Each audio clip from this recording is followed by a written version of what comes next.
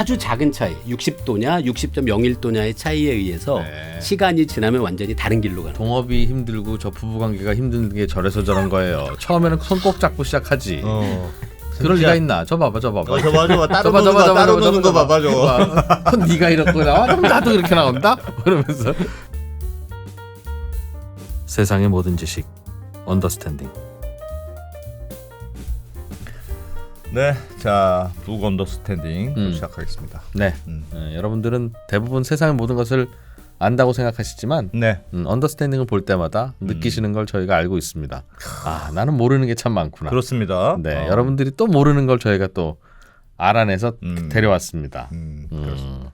인생을 회의하게 만드는 프로그램. 네, 나는 모르는 게 많구나. 도대체 나는 세상을 태어나서 도대체 뭘 배운 것인가라는 걸 계속 여러분들 하루하루 언더스탠딩을 보시면서 깨닫고 계시죠? 네, 북 언더스탠딩은 요즘 그 알라딘의 만건당과 함께 하고 있습니다. 알라딘의 만건당이라는 서비스가 알라딘이라는 인터넷 서점, 대표 인터넷 서점이죠, 우리나라. 네. 그 알라딘이 넷플릭스 같은 서비스를 만들려고 한 달에 해요. 얼마 내면? 네, 일단은 책부터 시작하는데 제 생각에는 결국은 넷플릭스를 꺾을 것 같습니다. 그러나 일단은 이제 전자책으로 시작하는 건데 꿈이 크다 보니까 아직 시작은 못했대요. 열심히 광고는 하고 서비스는 아직 없는 이런 묘한 곧 나온다고 합니다. 네, 만건당 기억해 주시고요. 네, 자 이제 오늘의 본격적으로 북 언더스탠딩은 성균관대학교 김범주 교수님. 뭐 끝이지 뭐 오늘 또. 야, 이분이 우리나라에서 태어났다는 게 난 정말 행복합니다. 왜요? 아니 이분이 예를 들면 이분조차도 뭐 영국에서 태어났거나 미국에서 태어나서 거의 옥스퍼드로 갔을 거 아니야. 우리는 그럼 과학을 뭘로 배웁니까? 그렇습니다. 이 영어로 들어야 되죠 게다가. 다행히 이분이 그래도 한국에 태어나 주시고 우리말을 잘하신다는 게 나는 다행입니다. 정말 축복이다 라고 생각합니다. 네, 김범준 교수님 모시겠습니다. 어서 오세요. 예, 안녕하세요. 성균관대학교 물리학과에서 일하는 김범준입니다. 반갑습니다. 네, 너무 좋다. 한국말 왜 이렇게 잘하셔? 과학 잘하는 삼촌 김범준 삼촌 나오셨습니다. 오늘은 재미있는 책 한 권을 갖고 오셨는데 네, 무슨 책입니까 이거는? 이 책의 우리말 제목은 카오스 에브리웨어라고 영어 문장을 우리말로 표기한 그런 책 제목을 카오스 가지고 에브리웨어. 있어요. 카오스가 모든 곳에 있다. 예, 맞습니다. 직역하면 그런데 이렇게 영어로 이렇게 하니까 또 이렇게 와닿기도 하는 것 같아요. 네. 온 세상이 다 그냥 카오스다. 불확실성이고 혼돈이고 뭐 하나 예측되는 거나 마음 편한 게 하나도 없네. 맞습니다. 젠장. 그렇다. 이제 이런 뉘앙스네요. 근데 이 책의 원래 제목은 조금 달라요. 이 책의 영어 제목은 The Primacy of Doubt. 그러니까 우리말로 번역하자면 의심의 글쎄요, 엄청난 중요성. 의심의 우선성. 우선성. 예. 그러니까 의심이 중요하다라는 것이 원래 영어 제목의 의미인데요. 이 저자가 이 영어 제목을 정한 이유가 그 리처드 파인만이라는 물리학자에 대한 이 전기를 쓴 제임스 글릭이라는 분이 있는데요. 이 분이 이제 파인만을 기술하면서 파인만은 의심의 중요성을 확신했다라는 표현이 있어요. 그때 쓴 표현이 Primacy of Doubt. 그래서 이 책의 그 출판사가 이 파인만을 기술한 이 의심의 중요성에서 이 원래 제목을 정한 것 같습니다. 이 책의 저자가 강조하는 게 정말로 의심의 중요성이에요. 의심하면서 살아야 된다? 예. 그런데 이 의심을 조금 다르게 얘기하면 불확실성이라고도 할 수도 있잖아요. 그래서 불확실한 세상을 이해하려면 불확실성을 우리가 합리적으로 이용해야 한다. 이용해야 된다? 예, 맞습니다. 그런 메시지를 담고 있는 책이에요. 이게 무슨 의미인지는 모르겠어요. 의심해야 된다는 거는 알 것 같아요. 그래 의심을 해야지. 그냥 주는 대로 받아 먹으면 안 되지. 그건 알 것 같은데 그게 아니라 의심하고 할 수밖에 없는 즉 확정적인 게 없으며 정해진 규칙도 항상 깨지는 것이 그냥 그 자체가 본질이다 오히려. 네, 맞습니다. 근데 이렇게 예측하기 어려운 세상의 미래를 예측할 때 불확실성을 우리가 적극적으로 이용할 여지가 있다라는 재미있는 아이디어죠. 그러면 예측이 된다는 뜻입니까? 예측이 됩니다.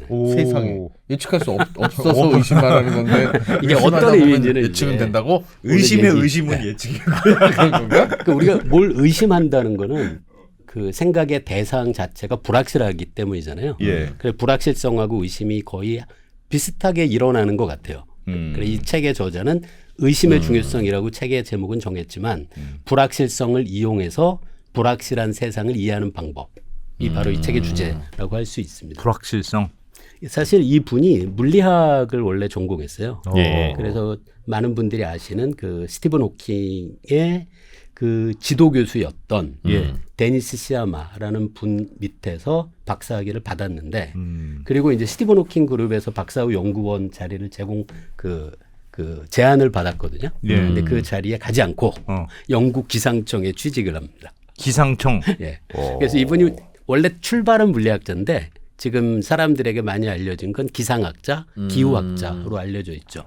그 사실 그 우리가 일기예보 요즘 보다 보면 뭐 오늘 오후에 비 올 확률 뭐 20%라고 적혀 있잖아요. 예. 그 시스템을 만드는 사람이 이 사람이에요. 아 오늘 비 온다 아니다가 아니고 아니다. 확률로. 예. 아. 그런 얘기 들으면 사실 짜증 나잖아요. 온다는 뭐 거야. 오면 온다는 안 거 하지. 그러니까. 비올 확률이 20%면 식구가 5식구면 그중에 한 사람만 우산 들고 가라는 뜻인가? 아니면 매우 난 비겁하다고 생각했지. 뭐 와도 20%라고 맞아, 했잖아요. 맞아. 우리가 언제 안 온다 그랬냐. 그렇죠. 제일 짜신다. 근데 그 시스템이 기반하고 있는 이 방법이 다중 앙상블 예측이라고 불리는 기상 예측 예. 방법이에요. 그러니까 여기서 앙상블이라고 하는 게 우리가 실내악을 앙상블이라고 하잖아요. 예. 예. 그러니까 정확히 그 비슷한 뜻이거든요. 그러니까 뭐 예를 들어 현악사중주 그러면은 똑같지는 않은 하지만 비슷한 악기들이 모여서 전체가 어떤 아름다운 음악을 만들어내잖아요. 예. 그런 것처럼 기상현상을 앙상블 예측한다는 게 여러 예. 개를 한꺼번에. 그러니까 예측 모형이 하나가 아니라 여럿이잖아요. 그 여럿 예측 모형. 그리고 그 어떤 기상 조건에 대한 그 정보도 우리가 무한대 정확도로 알 수는 없잖아요. 예. 예를 들어 서울 어디에 현재 기온이 뭐 영하 2도인데 사실은 그 곳에서 잘못돼서 그렇지 실제는 영하 2.3도일 수도 있잖아요. 그렇죠. 그래서 정보에도 불확실성이 있고 그다음에 어떤 예측 모형을 쓰는지에 따라서도 결과가 달라질 수도 있고 그런 여러 모형을 모아서 예측을 하고 그 예측에 기반해서 우리가 보는 비올 확률 20%가 산출되는 그런 구조예요. 하나로만 예측하면 너무 틀릴 확률이 높으니 맞습니다. 예. 얘도 찔러보고 얘도 찔러보고 맞습니다. 해서 예. 대충 평균으로 내보자. 예, 예. 아. 그래서 그게 그 평균뿐 아니라 몇 퍼센트를 정할 수 있거든요. 그러니까 현재 사용하고 있는 앙상블 예측 모형이 제가 이 책의 얘기에 의하면 50개 모형을 쓴대요. 50개 모형을 갖고 결과를 얻어봤는데 오늘 오후에 서울에서 비가 올 것이라는 예측을 한 모형이 10개다? 50개 모형 중에 예를 들어 10개다. 그럼 20%다. 20%라고 나오는. 근데 이따가도 또 얘기 나올 수도 있는데 이렇게 예측을 확률로 하는 게 이게 사실 굉장히 도움이 돼요. 예를 들어 이 책에 나온 예를 제가 말씀드리자면 예를 들어 가을에 농부가 마당에 고추를 말리려고 널어놨어요. 예. 근데 일기예보를 보니까 오늘 비 올 확률이 40%라는 거예요. 그때 아 그래? 그러면 이렇게 방수포를 미리 사서 덮어놓으면 피해를 안 입잖아요. 예. 그런데 고추가 비가 와서 다 버리면 손해액이 10만 원이에요. 예. 근데 비 올 확률이 40%래. 예. 그러면 손해액의 기대값은 4만 원. 4만 원이죠. 그렇죠. 그럼 근데 방수포가 3만 원이야. 방수포 방수포 사야죠. 아, 그렇지, 그렇지. 그런데, 그런 식으로 하자. 네, 그래서 이게 확률 예측이 우리가 현실에 대비할 때 도움이 분명히 된다는 거예요. 그래서 사실 이 방법을 이용해서 이 저자의 책에 의하면 그 방글라데시 농부들에게 이 기상 예측을 확률로 예측하는 걸 시도를 했는데 그 모든 농부는 아닐 수도 있어요. 일부 농부들이 이런 방식으로 실제로 생각을 한다는 거예요. 그렇게. 그래서 대비를 하는데 도움을 이 분명히 돈을 줄 수 있어요. 쓰는 게 합리적이냐 안 예. 쓰는 게 합리적이냐 네. 결정할 때. 그걸 이제 자기가 투여해야 하는 비용하고 그 다음에 대비를 안 했을 때 입게 될 피해액을 사람들이 나름 합리적으로 판단한다는 거예요. 그냥 온다 안 온다로 yes or no로만 하기에는 너무 리스크가 크니까. 맞습니다. 그래서 이 확률 예측이 분명히 도움이 돼요. 그러네. 올 것 같다고 예고했지만 도대체 그 확률이 어느 정도야? 80이야, 40이야. 그거에 따라서. 그렇죠. 20이면 내가 들고 가는 수고로움이 너무 커. 그렇지. 이거고. 그렇죠. 그렇지. 우산 안 갖고 가는 거지. 차라리 차라리 저도 맞자. 20%면 우산 안 갖고 가요. 맞자 차라리. 80%면 가져가는 수고로움이 그러네. 해소될 수 있을 거다.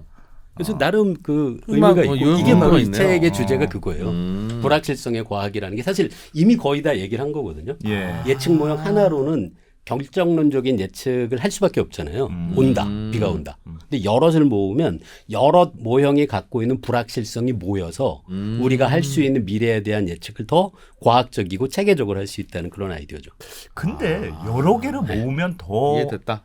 더 잘 설명할 수가 있습니까? 예를 들면 그게 불확실한 거라면 그냥 모르는 거 아니에요? 아, 그런데 이게 그 흥미로운 여러 개념들이 있는데요. 그 중에 하나가 그 집단지성 얘기 들어보셨죠? 예. 그 집단지성을 알린 사람이 그 갈톤이라는 영국의 과학자인데 이 사람이 영국의 우시장에 갔는데 거기서 어떤 콘테스트를 하더래요. 예, 예. 한 800명 정도의 사람이 티켓을 사서 그 콘테스트에 참여한 다음에 앞에 황소를 보여주는 거예요. 예. 그리고 이 황소의 몸무게가 얼마 정도 나갈지를 그냥 눈 짐작만으로 예측해서 숫자를 적어내요. 예. 그걸 모아서 실제 황소 몸무게와 가장 가까운 값을 적어낸 사람에게 상품을 주는. 예. 그런데 갈톤이 한 게 그 800명이 적어낸 숫자들을 다 모아요.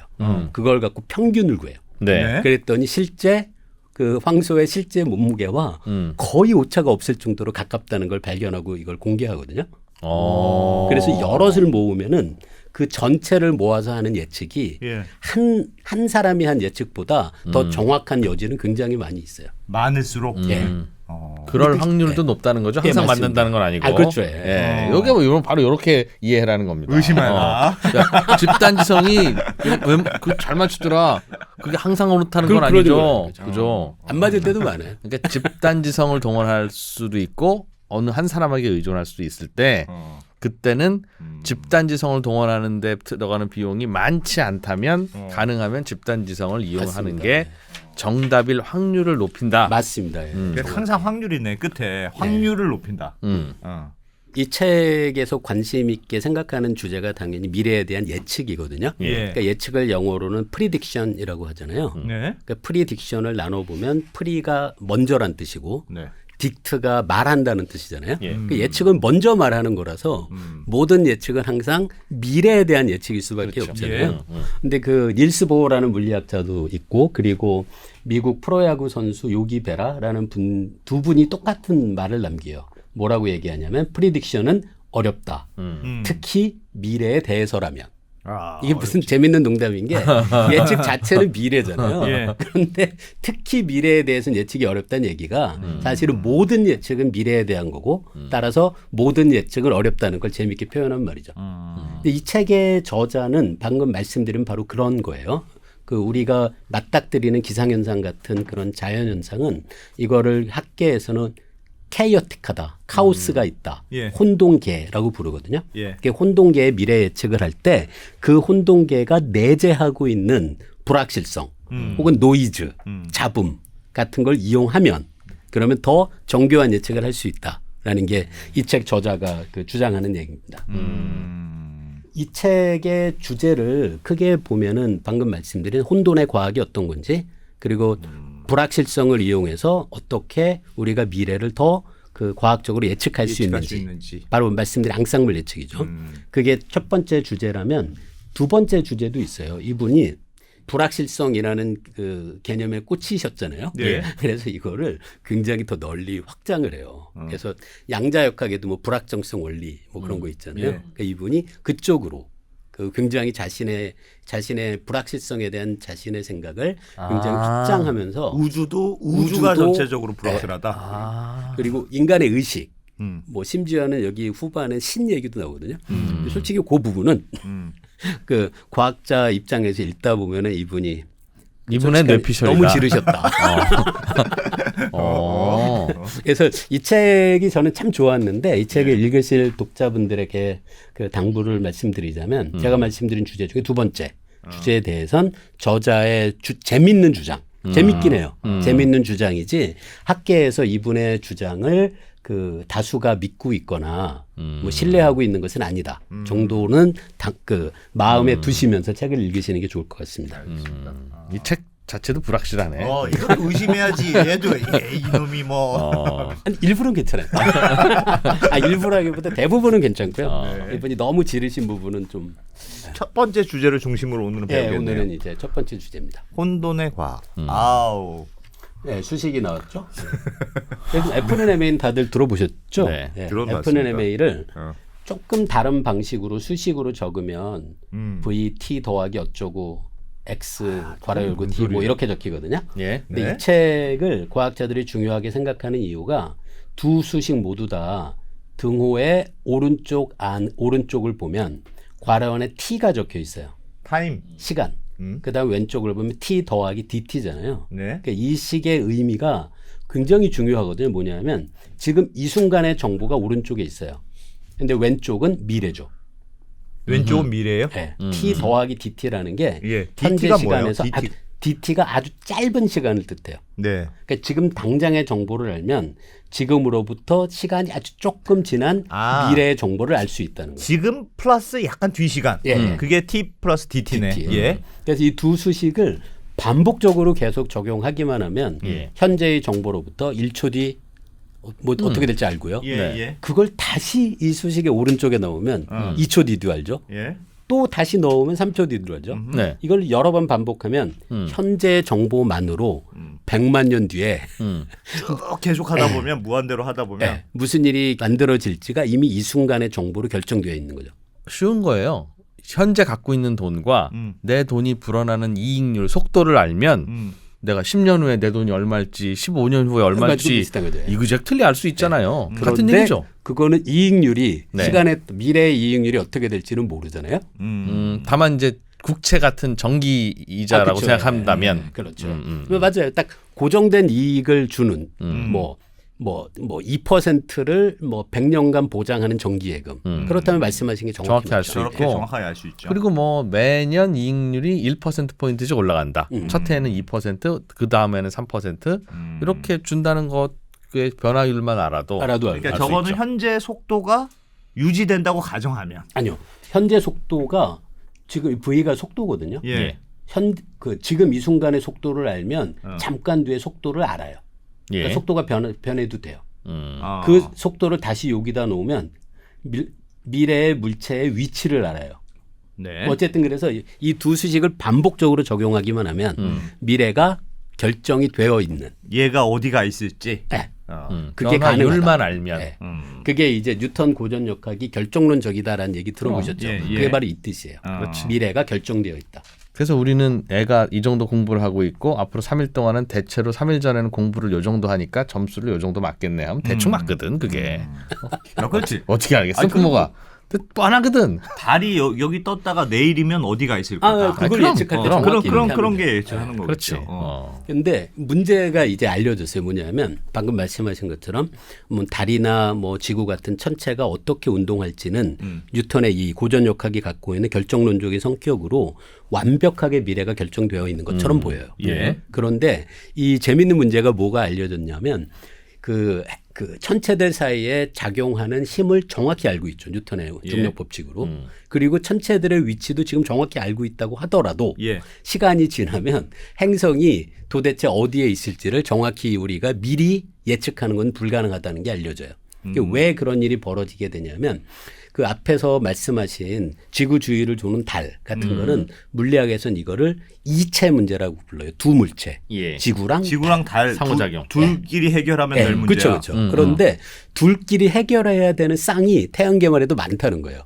지구가 태양이 지구를 잡아당기는 중력도 있지만 아주 약하지만 목성도 지구를 잡아당길 거 아니에요. 그렇지. 그래서 이렇게 행성의 천체의 개수가 늘어나면 미래가 도대체 어떻게 될지를 예상하는 문제. 그게 삼체 문제라고 불리는 문제예요. 물체가 3개 이상. 예. 아, 예. 그런 경우엔 이 미래를 우리가 정확히 예측할 수 없다라는 것이 알려져요. 예측하기 어렵다예요. 예측할 수 없다예요. 이것도 굉장히 중요한 포인트인데요. 예. 만약에 우리가 지구와 목성과 태양의 위치를 현재의 위치를 예. 무한대 정확도로 안다면 예. 예측이 돼요. 예. 그런데 무한대 정확도로 알 수는 없잖아요. 그것은 이체일 때도 마찬가지잖아요. 예, 그런데 이체의 경우에는 예. 초기 조건에 약간의 그 오차가 시간이 지나도 이렇게 늘어나지 않아요. 왜냐하면 이체의 문제니까. 네. 그런데 3체만 되면 그게 미래가 그 초기 조건의 아주 약간의 변화가 예. 이 여러 행성들 사이의 상호작용에 의해서 미래에는 증폭이 돼요. 그게 알려진 것이 이제 거의 그 19세기 말쯤부터 과학자들이 그걸 눈치를 채기 시작한 거예요. 근데 왜 이체는 똑같은 오차인데 이체는 그 오차가 증폭되지 않고 3체부터 오차가 증폭될까요? 삼체도 몇 가지 그 조건이 있긴 한데요. 모든 예. 삼체는 아니고. 하지만 중력 같은 경우에는 맞아요. 그 중력의 경우엔 입자의 숫자가 3개 이상이 되면 예. 그러면 그 미래를 예측할 수 없다는 것이 증명이 있습니다. 와. 그래서 이 문제가 그 상당히 흥미로운 문제인 게 지금까지 지구가 태양 주위를 뭐 수십억 년 동안 아무 문제 없이 계속 돌았잖아요. 돌았는데. 예. 근데 과연 내년에도 제대로 돌까? 네, 그럴까? 그걸 증명하고 싶을 거 아니에요. 과학자들이 그렇죠. 안정적이라는 거. 예. 그러니까 이게 태양계의 안정성 문제예요. 태양계가 지금까지는 안정적으로 유지되어 온 것처럼 보이는데 미래에도 과연 안정적일까? 라는 이 질문에 대해서 그 푸엥카레라는 이분이 의심이 많네. 확실해요, 교수님? 그런데 확실해요? 이게 진짜 재미있는 문제거든요. 그래서 이게 엄청나게 긴 논쟁의 역사가 있었어요. 예. 그러니까 뉴턴은 불안정하다고 생각했어요. 그 다음엔 라이프니츠는 아닌 것 같다, 안정한 것 같다. 뭐 이렇게 계속 얘기가 자기들끼리도 진행되다가 현재 학계의 그 대부분의 과학자들의 그 저학자들이 연구를 알아낸 결과가 흥미로운데 결론은 불안정하다예요. 그런데 그렇다고 해서 내년에 그러면 지구가 태양 그 공정 궤도를 벗어날까? 그렇지는 않다고 생각해요. 예. 그게 안정적이냐 불안정적이냐라는 걸 결정하려면 도대체 앞으로 몇 년 정도는 안정적인 걸 우리가 예상할 수 있는지 시간이 중요한데 현재 학계에서 알려진 거로는 수십억 년 정도예요. 그 정도로는 그 정도로 안정적이다. 괜찮다. 지금 시나리오대로는 그 정도는 흘러간다. 네.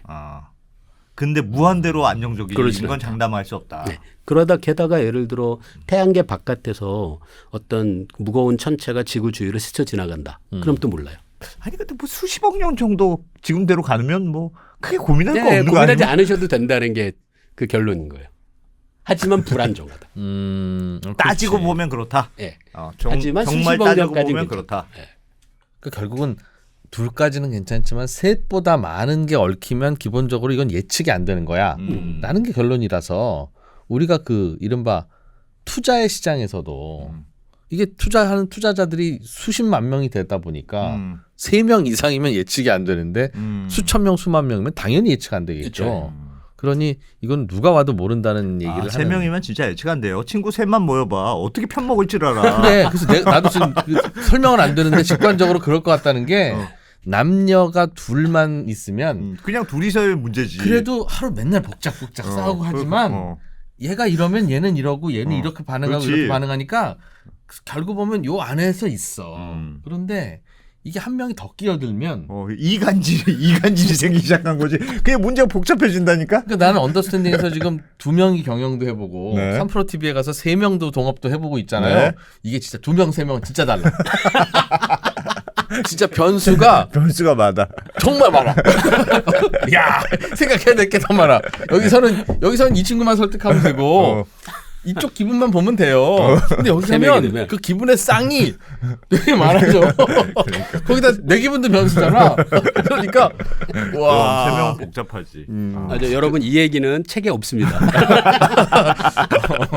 그런 건가 보다라고 이해가 되네요. 그 금융시장, 뭐 주식시장의 불안정성 같은 거는 그 이쪽을 연구하는 사람들도 관심이 많이 있거든요. 근데 이 금융시장, 주식시장 같은 게 재밌는 게 보통은 주가가 오르면 이익을 실현하려고 사람들이 팔잖아요. 예. 이 효과 때문에 주가의 움직임이 가다 보면 내려가는 경향이 만들어지거든요. 그렇죠. 예. 그런데 그 다들 아시는 주식시장이 패닉 상태가 되면 오르기 시작하잖아요. 그러면 사람들이 내일은 더 오를지 몰라. 안 팔아요.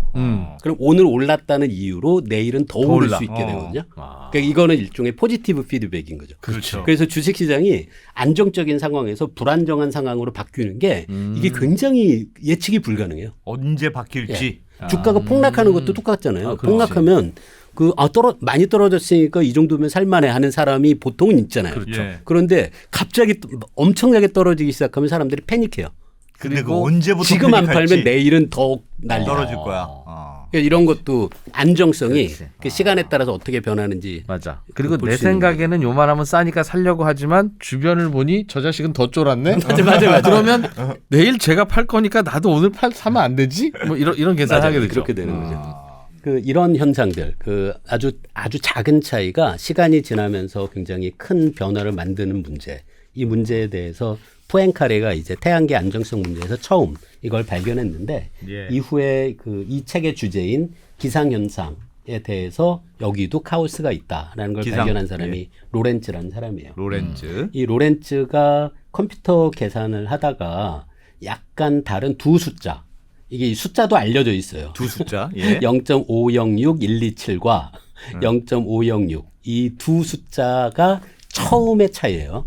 근데 시간이 지나면서 이 차이가 어떻게 변하는지를 봤더니 시간이 지나면 처음에는 거의 똑같잖아요, 이 앞에. 근데 네. 시간이 지나면서 완전히 저 다르게 차이가 와. 그래서 이게 아까 얘기한 바로 그 불안정성 그리고 그 예측이 불가능한 미래에 예. 관계된 거죠. 그래서 이거를 로렌츠가 발견한 다음에 다들 들어보셨을 그 나비 효과 예. 얘기를 해요. 이게 뭐 그 브라질에서 나비 한 마리가 날개를 퍼덕이면 텍사스의 토네이도가 일어날 수도 있다. 이게 바로 나비 한 마리가 만든 처음의 변화는 아주 작잖아요. 예. 근데 이게 결국 큰 기상현상의 변화를 일으킬 수도 있다라는 걸 얘기한 거죠. 그 로렌츠가 생각한 이 문제를 그 굉장히 이게 아주 많아요. 이런 문제가. 그 이건 제가 간단히 해본 컴퓨터 시뮬레이션인데요. 여기 예. 막대 두 개거든요. 막대 두 개를 연결한 다음에 여기 약간 느슨하게 해요. 가운데 부분을. 예. 그 다음에 놓는 거예요. 그럼 막대가 왔다 갔다 하잖아요. 그렇죠. 근데 이 막대의 요 끝점의 위치가 시간이 지나면서 어떻게 되는지를 보면 지금 이게 사실은 서로 다른 두 초기 조건이 함께 움직이는 거거든요. 그러다가 시간이 지나면 이게 둘이 벗어나기 시작을 해요. 왜 벗어나기 시작해요, 두 개가? 이제 그 말씀을 드릴게요. 완전히 벗어나요. 완전 벗어나서 자기 맘대로 돌아다니는데? 근데 제가 처음 할 때 이게 하나는 요 세타2라는 요 각도, 요거를 60도, 다른 거는 60.01도. 제가 어떻게 왔다 갔다 하는 거예요? 지금 제가 보기에는 저게 부러진 나무젓가락처럼 생겼는데 이렇게 생겨가지고 이렇게 예, 이렇게 예, 하는 거죠? 이렇게 예, 그러다 보니까 얘가 이렇게. 이거 장난감도 팔거든요. 얘가 어. 이렇게 왔다 갔다 이렇게 규칙적으로 움직이질 않고 예. 위는 얘로 가고 이쪽으로 가는데 아래 거는 이쪽으로 가고 막 그게 막 얽혀요. 하다가 네, 하다 처음에는 보면. 같이 시작했는데도 그래서 얘가 아주 작은 차이, 60도냐 60.01도냐의 차이에 의해서 네. 시간이 지나면 완전히 다른 길로 가는 거예요. 동업이 힘들고 저 부부관계가 힘든 게 저래서 저런 거예요. 처음에는 손 꼭 잡고 시작하지. 그럴 리가 있나? 저 봐봐. 저 봐봐. 따로 노는 거 봐봐, 저거. 네가 이렇게 나와? 그럼 나도 그렇게 나온다? 그러면서. 근데 이런 문제를 과학자들이 해결할 수 없다고 생각하는 게 오케이. 그러면 60도랑 60.01도 차이가 너무 큰 거였다면 60도랑 60.0000001도로 하면 어떻게 될까 하는 거예요. 그러니까요. 그럼 처음에 같이 가는 게 길어질 뿐이에요. 길어질 뿐이지 결국은 저렇게 결국은 되지. 달라진다. 그래서 아무리 우리가 사실 그런데 이 각도를 조정하는 정확도를 우리가 무한대로 할 수는 없잖아요. 그러니까 소수점 아래 0.0000001도 차이. 소수점 아래 0이 100개가 있든 1000개가 있든 아무리 정교하게 우리가 컨트롤한다고 하더라도 결국 미래가 달라지고 우리가 예측하는 것은 불가능하다. 그거는 시간이 늘어나면 늘어날수록 불확실성이 커지니까 그런 그렇습니다. 거겠네요. 그렇죠. 부부 사이가 서먹해지는 이유도 어. 부부가 서로 나쁘거나 안 맞는 게 아니라 둘이 너무 오래 같이 산 거야. 그 짧았을 땐 좋거든. 차이가 크지가 않고 느껴지지가 않거든. 재밌는 생각인데요. 그럼 시간이 중요하네. 30년은 너무 길어. 그 앞에서 우리 태양계 안정성이 수십억 년은 괜찮다고 한 것도 바로 이런 거예요. 예. 수십억 년까지는 시간, 처음에 그 조금 시간까지 달라도 큰 괜찮아. 문제 그 없어요. 정도의 오차는 그냥 무시해도 돼. 그렇죠. 예. 뭐 재밌는 생각인 것 같은데 사람들의 평균 수명이 그렇습니다. 부부 관계의 안정성이 유지되는 시간과 어떤 관계가 있는지. 그러니까 오래오래 살수록 우리는 결혼 시점을 늦춰야 돼요. 그러네요. 그렇죠. 그러네. 아니면 평균 수명 90세인데 20살에 결혼해 미친 짓입니다. 이건 반드시 깨져. 이거 우주의 법칙이야. 그건 결혼할 때 너랑 나랑 그냥 깨진다라고 생각하고 결혼하는 거죠. 이거는. 재밌는 얘기들 네. 많이 했는데 어쨌든 지금까지 그 결론이 태양계 행성의 운동이든 그 이중진자 제가 보여드린 그것든 아니면 기상현상이든 결과적으로는 우리가 현재의 정보를 무한대의 정확도로 알 수 없는 한 결국 예측은 불가능할 수밖에 없다라는 게 중요한 개념입니다. 근데 아이고, 수식이 그거가 어렵네요. 어느 시간까지가 괜찮은지를 늘 결정해야 되는데 그게 어렵겠네요. 그 어느 시간까지가 괜찮다라는 거는 사실 초기 조건하고는 상관없이 그 문제 자체가 갖고 있는 특성이거든요. 예. 그래서 뭐 앞에서 태양계 안정성이 뭐 예를 들어 50억 년은 괜찮다라고 할 때 태양계가 지금하고 좀 다른 모습이어도 안정성은 50억 년이에요. 그래서 그런 면에서는 몇 년까지 안정적일 거다라는 그 예측 자체 예. 그거는 정확한 거죠. 하지만 어떻게 될지는 우리가 모른다? 예상할 수 없는 그런 거죠. 지금 이런 모든 문제들의 근원이 이걸 좀 어려운 얘기로 학자들은 이 문제가 비선형이다. 그것 때문에 이런 문제가 발생한다라고 생각해요. 비선형 동력. 선형이 아니다. 비선형은 선형이 아닌 문제를 뜻하고요. 선형은 이렇게 쫙 예쁜 곡선으로 올라간다는 직선. 뜻이죠. 그 직선이라는 게 그 중학교 때 좌표평면에 1차 함수 그리면 이렇게 직선으로 나오잖아요. 예. 그래서 1차 함수를 우리가 선형이라고 하는 거예요. y는 심플하게. ax 더하기 b 그런 거. x에 뭘 넣으면 y가 항상 뭘로 딱 나오고. 딱 하나로. 네. 그런데 지금 여기 수식이 나와서 좀 죄송하긴 한데 제가 좀 설명을 그래도 하고 싶어서 넣었거든요. 뭐냐면 얘가 선형이라는 얘기는 아까 우리 얘기한 것처럼 얘가 그냥 1차식으로 주어진다는 것뿐이에요. 네. a 값 네. 곱하기 근데, 뭐. 그렇죠. 근데 처음에 들어가는 x가 조금 달라져요. 네. 조금 달라진 양을 델타 x라고 보통 써요. 예. x가 조금 달라진 정도. 예. 그런데 x가 요만큼 조금 달라져 봤자 여기서 요 수식을 갖고 델타 y, y가 얼마나 달라질 계산하면 델타 y가 그냥 a 곱하기 델타 x가 되거든요. 이게 뭐냐면 델타 x가 작으면 델타 y도 작다는 거예요. 그 얘기는 예.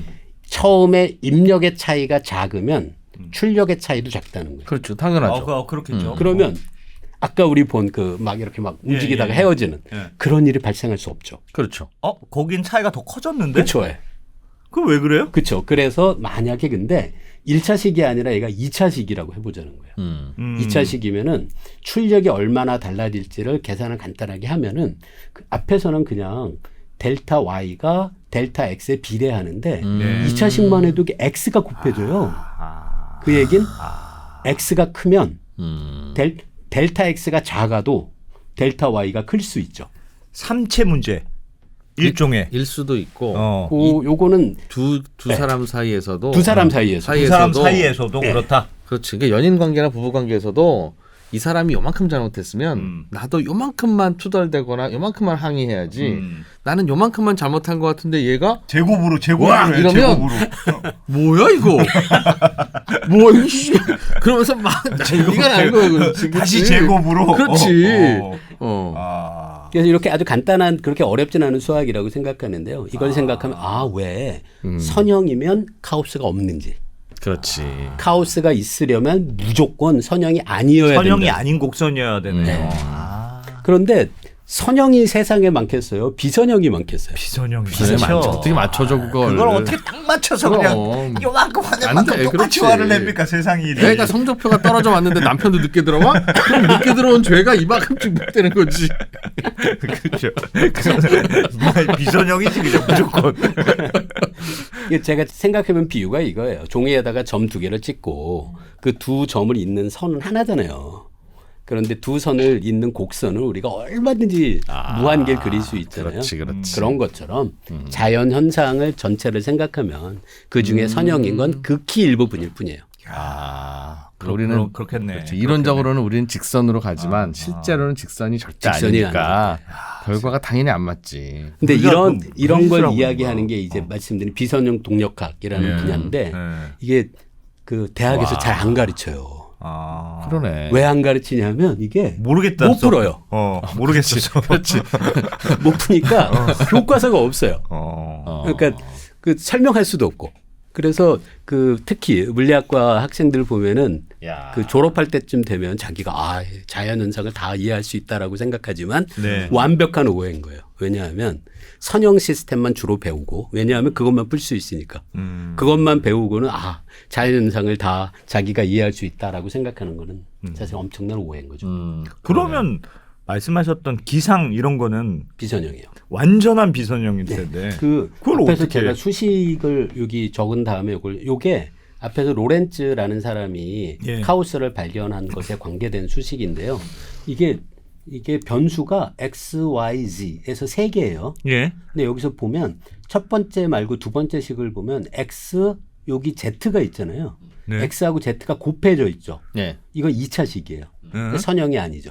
네. 만약에 2차 식이 아니라면 이건 카오스가 없어요. 그러니까 2차식이라서 선형이 아니고 따라서 카오스가 가능한 거죠. 그렇지.